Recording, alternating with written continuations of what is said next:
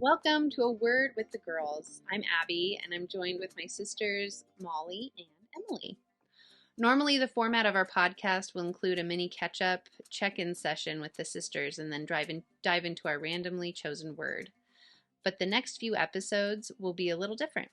We wanted to give listeners a chance to get to know each of us a little better. We will be using the same rapid fire questions and then follow up with a brief summary of where we've been and what we've been up to the last 10 years. Today's episode will be featuring Emily, the middle sister. Whoa. Em. Hello. Okay, are you ready? Yeah. Okay. Who lives with you at home? My husband Kevin and my fur baby Angus, or also known as Angie Pangy. What's your favorite part about being a grown up? I just get to do whatever I want, I guess is nice. Eat where I want, watch what I want. What's your least favorite part about being a grown up? Probably just like the responsibility that comes with being an adult from having to be organized and what we're going to eat and what life's going to look like. So sometimes that pressure's a lot. What's something that you're good at? One thing I'm good at is I am good at networking. I love meeting people and finding connections and connecting people to resources. So I think that's something I'm good at. What do you like to do for fun? I love finding a volleyball team. I love being outdoors, anything physical activity wise, hanging out with my husband. Yeah. When you were a kid, what did you want to be when you grew up? I don't know. I think I wanted to be a zookeeper at one point. I wanted to be a model. Or like a famous soccer player. Favorite snack? I love a good charcuterie board. What would you wish for if you had 3 wishes? An unlimited supply of money so that we could, I could take care of the people that I loved. We could have a fun house. My husband could have the plane he wants to dream of and a boat and like all the things. I don't know. A cure for all diseases and the ability to eat whatever I wanted and it not impact my size. What's your wake up routine? Oh, let's see. I get up in the morning and I have my, energy drink. When I'm disciplined, I spend time in the Word and in quiet time. And then I always go to the gym and work out because that's what makes me feel good in the mornings. What's your bedtime routine? I don't know, the typical like get ready for bed and then my husband and I enjoy watching like our show together and then I lay in bed and probably scroll TikTok or something that I probably shouldn't do. I should probably read more, but yeah. What's your favorite time of day?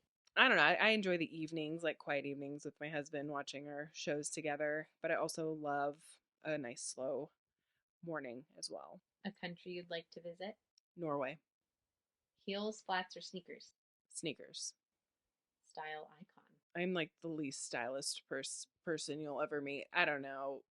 Athleta and Prana. What are 3 things you can't live without? A calendar. I live and die by a calendar. Some sort of caffeine and family. What's one ingredient you put in everything? Cinnamon. What person, living or dead, would you like to make dinner for? I often think I would love to sit down with like Tita, our grandma. I'm so thinking that. Yeah. Just because I don't think I appreciated her when she was alive. That's a good one. What's your biggest fear in life? Not being enough or measuring up. Window or aisle? Window. What's your current TV obsession? Below Deck or Suits. Favorite app? I love Instagram or my video editing app. Secret talent? I don't know. I can sing, but I also I'm a very, very amateur video editor. Most adventurous thing you've done in your life? Marry somebody in the military. How would you define yourself in 3 words? Determined, faith-filled, and encourager. Favorite piece of clothing you own? I love sweats of all kind. Comfy clothes. What's a superpower that you would want? To be able to speak every language. Who or what inspires you? I think it's probably positive people who defy the odds. What's the best piece of advice you've ever received? Run your own race, like in life, not like literal race, you know. Yeah. What advice would you give to your teenage self? Watch what you put your identity in. What's a book that everyone should read? Anything by Lisa Turkhurst. What would you like to be remembered for? I think impacting people to know that no matter what their limitation, that they can do great things and keep moving. What's the best way for you to take a rest or decompress? Be outside and move my body. Beach or mountains? Mountains. Savory or sweet? Ooh, I don't know. It depends. We'll go with savory. Milk or dark chocolate? Dark. If you could master one instrument, what would it be? The piano or the guitar. What's the best gift you've ever received? More recently, my husband got me an Udi, and it's this very cozy sweatshirt, and I love it so much. Like anything fuzzy and cozy is my favorite. What's your favorite board game? Code names. Favorite color? Purple. Least favorite color? Beige.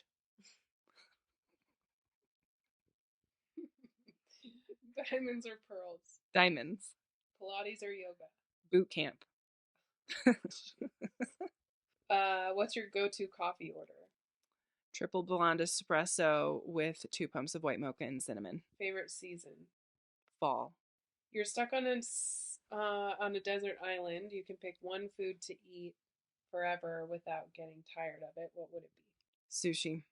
A dessert that you don't like. Tiramisu. Best compliment you've ever received.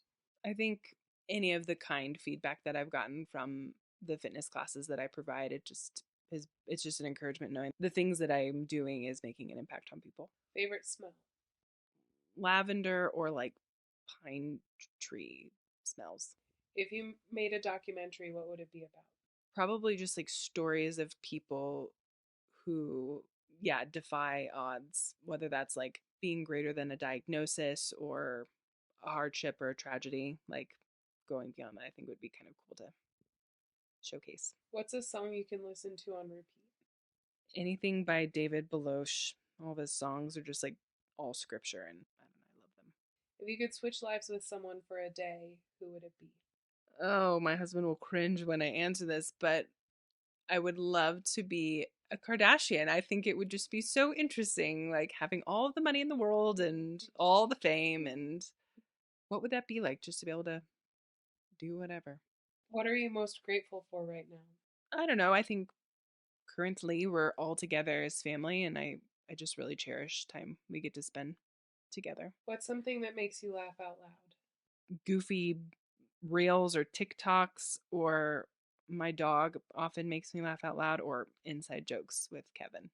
Give us a brief synopsis of the last 10 years. Last 10 years. Okay. Well, I married a guy in the Air Force, Kevin. And so 10 years ago, we were in Florida. And I think I had just started my own business where I took care of seniors in their homes. I was a personal assistant, which I really loved. I always loved working with the geriatric population.